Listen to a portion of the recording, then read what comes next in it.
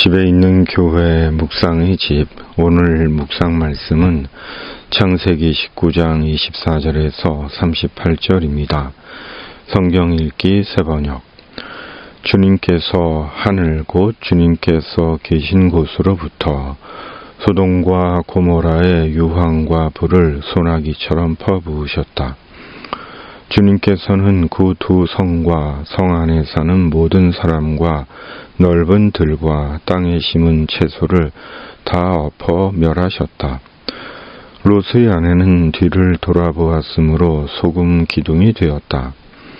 다음 날 아침에 아브라함이 일찍 일어나서 주님을 모시고 서 있던 그곳에 이르러서 소돔과 고모라와 넓은 들이 있는 땅을 내려다보니 거기에서 솟아오르는 연기가 마치 온기 가마에서 나는 연기와 같았다.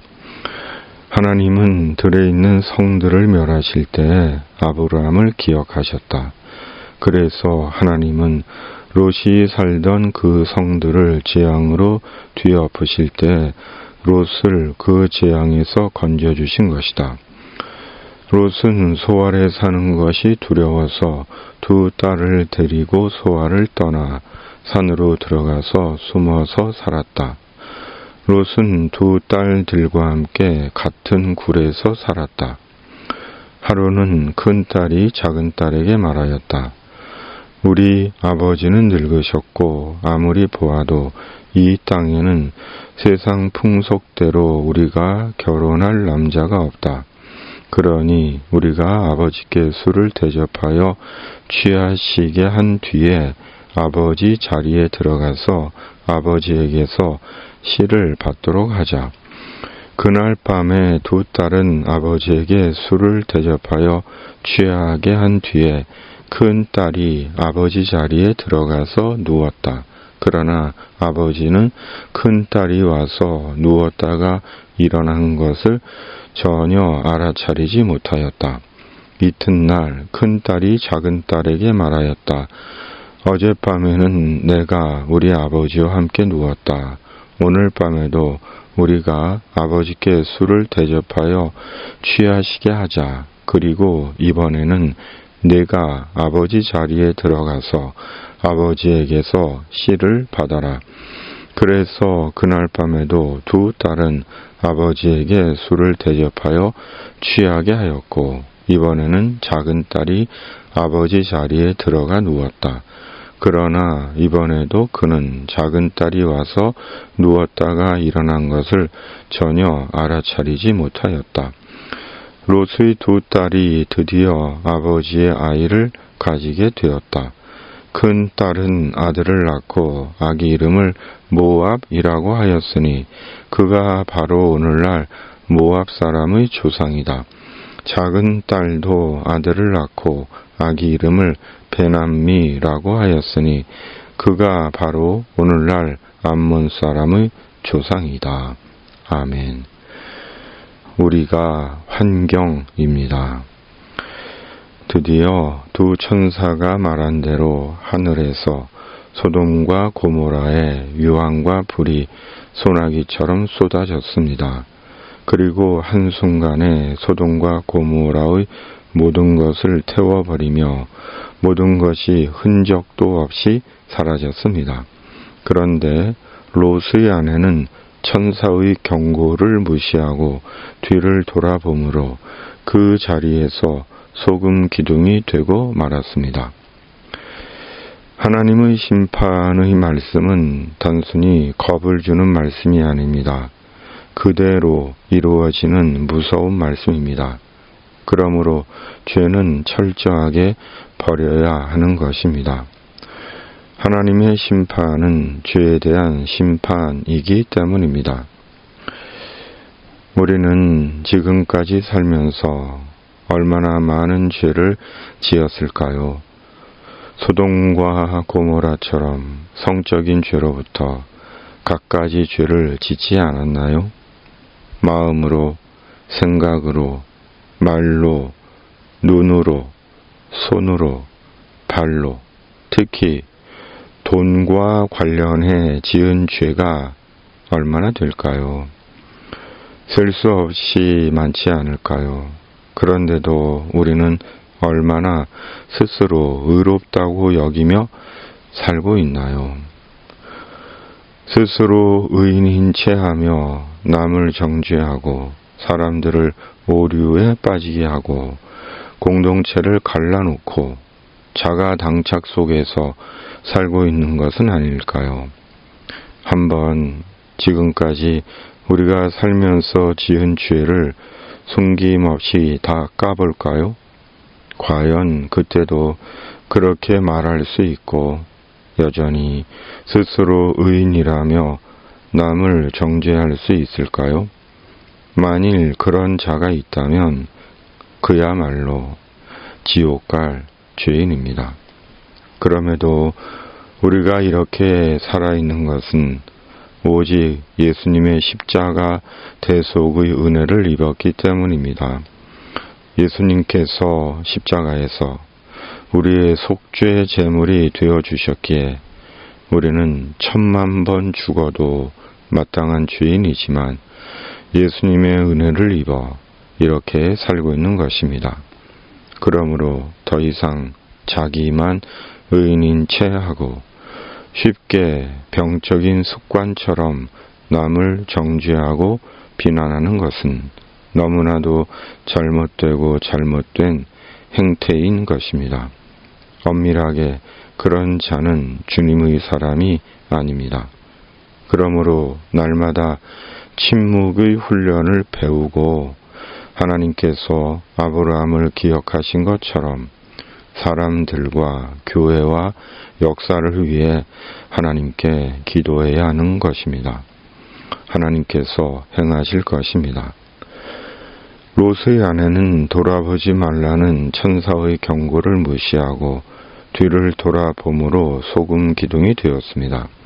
그렇다면 롯의 아내는 왜 뒤를 돌아보았을까요? 돌아보면 죽는다는데 뭐가 그렇게 궁금해서 죽음을 각오하고 뒤를 돌아본 것일까요? 이유가 있었겠지요. 그러나 중요한 것은 롯의 아내는 죽을 짓을 했다는 것입니다. 돌아보거나 들에 머물지 말고 산으로 도망하여 멸망함을 면하라고 천사의 분명한 경고가 있었음에도 롯의 아내는 뭐가 그렇게 궁금하고 아쉬워서 순간을 참지 못하고 돌아본 것일까요? 그리고 왜 소금 기둥이 된 것일까요? 주님께서 돌아보지 말라고 하시면 돌아보지 말아야 합니다.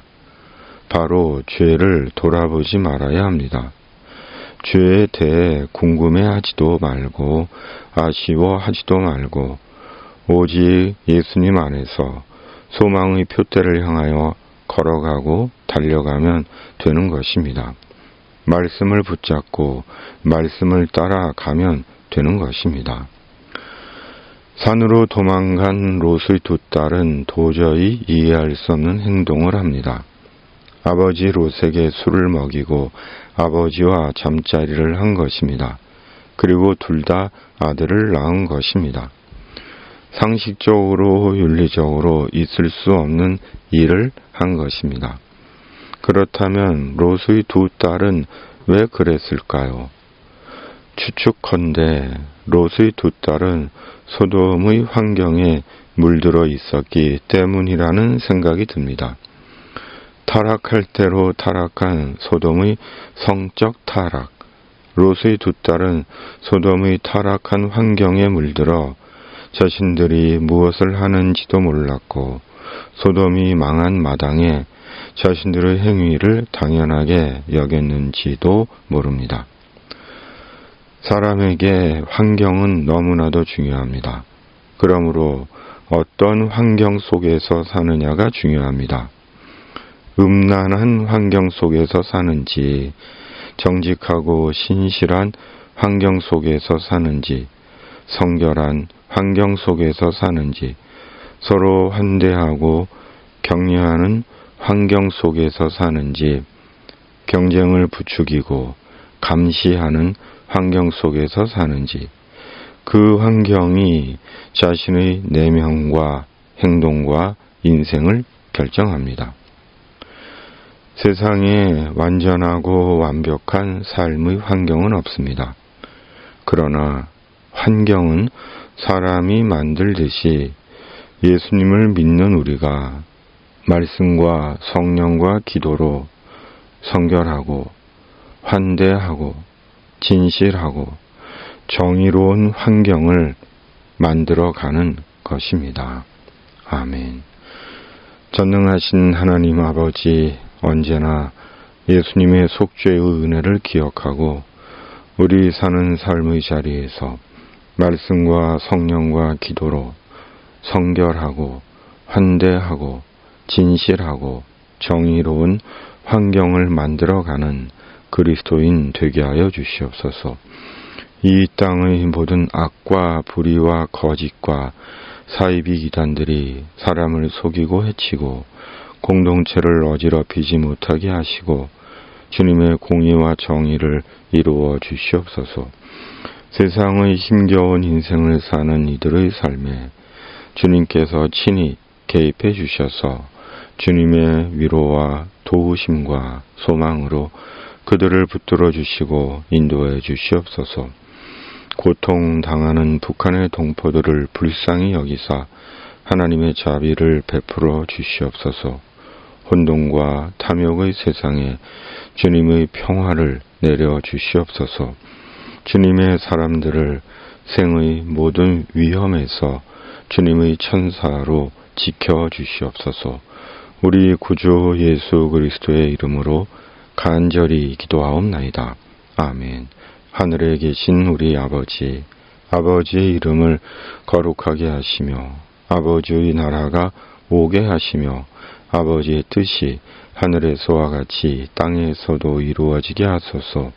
오늘 우리에게 일용할 양식을 주시고 우리가 우리에게 잘못한 사람을 용서하여 준 것 같이 우리 죄를 용서하여 주시고 우리를 시험에 빠지지 않게 하시고 악에서 구하소서. 나라와 권능과 영광이 영원히 아버지의 것입니다. 아멘.